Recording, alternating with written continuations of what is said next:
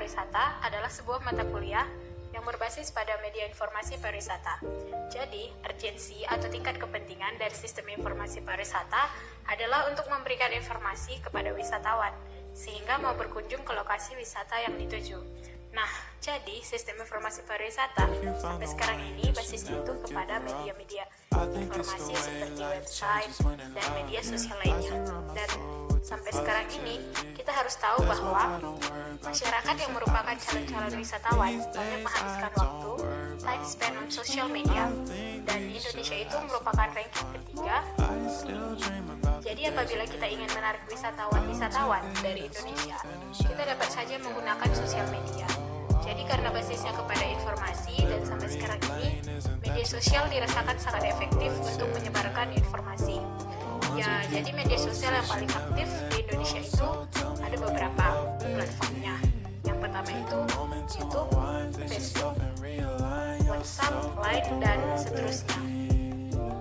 Nah, dan sampai saat ini, karena penggunaannya ringkas, jadi media sosial itu yang digunakan untuk menyebarkan informasi lebih banyak diakses di mobile phone. Hampir 91% masyarakat Indonesia menggunakan mobile phone dalam mencari informasi-informasi, baik itu tentang hal yang general maupun tentang pariwisata. Sampai sekarang ini, YouTube merupakan media sosial nomor 1 di Indonesia karena bukan hanya sebagai penyebar informasi saja, pemberi informasi saja, YouTube juga mampu memberikan apresiasi, yaitu berupa gaji dan juga lain-lain sebagainya kepada pemberi informasi tersebut atau yang memberikan informasi tersebut, yang biasa dinamakan sebagai YouTuber, memberikan informasi-informasi kepada khalayak ramai yang merupakan calon wisatawan sehingga termotivasi untuk melakukan kunjungan wisata. Jadi di dalam website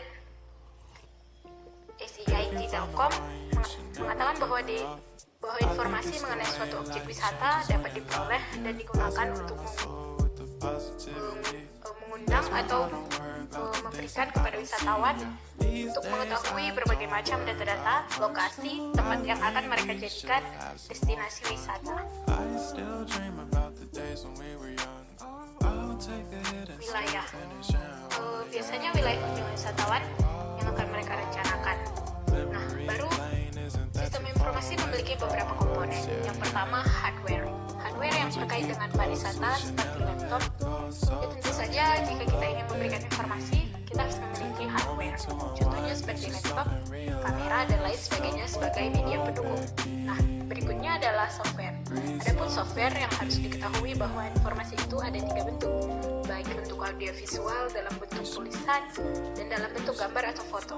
Jadi hardware-nya yang berfungsi sebagai pendukung ketiga komponen tersebut. Nah, software-nya yang berfungsi untuk mendukung komponen tersebut. Contohnya Microsoft Word sebelum diupload ke blog dan lain sebagainya.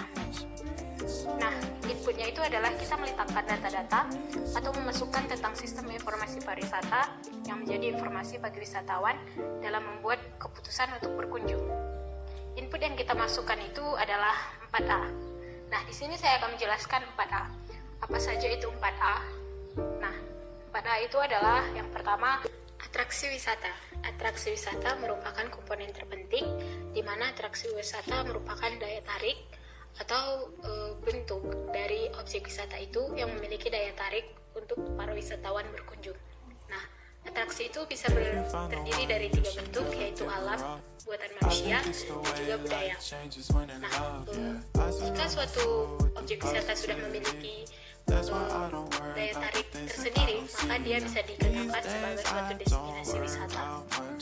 Nah, yang kedua itu adalah amenity, atau bisa kita sebut dengan fasilitas, di mana amenitas merupakan segala macam sarana prasarana yang diperlukan oleh wisatawan selama berada di daerah tujuan wisata. Sarana prasarana itu bisa berupa penginapan, rumah makan, tempat ibadah, agen perjalanan, bahkan termasuk hal-hal kecil seperti parkir, bensin, dan lain sebagainya. Yang ketiga, yaitu aksesibilitas, merupakan hal yang paling penting dalam sebuah kegiatan perjalanan atau kegiatan pariwisata. Karena dengan transportasi umum atau transportasi merupakan akses yang paling penting saat melakukan wisata. Nah, di sisi lain, akses ini dimaksud dengan transferabilitas, yaitu kemudahan untuk bergerak dari daerah ke suatu daerah lainnya. Yang dimaksud itu dalam aksesibilitas itu terdapat jarak tempuh dan bagaimana proses dari suatu perjalanan. Itulah yang termasuk dalam aksesibilitas. Nah, yang terakhir, yang keempat adalah ancillary, atau yang bisa kita katakan pelayanan tambahan. Pelayanan tambahan sudah harus disediakan, baik dalam pemerintah dan juga pendukung lainnya. Nah, pelayan yang telah tersedia termasuk pemasaran, pembangunan fisik, dan lain sebagainya itu termasuk ancillary. Nah, di ancillary ini yaitu mereka disebut sebagai stakeholder, baik itu stakeholder pendukung, stakeholder utama, dan stakeholder kunci. Itulah keempat komponen yang kita sebut dengan 4H. Nah, dan selanjutnya adalah output sebagai keluaran berupa informasi wisata. Ya, jadi yang berikutnya adalah input. Input adalah rancangan kita, rancangan informasi yang akan kita bagikan. Sedangkan output adalah apa yang ditonton, apa yang dibaca, dan apa yang disaksikan oleh wisatawan.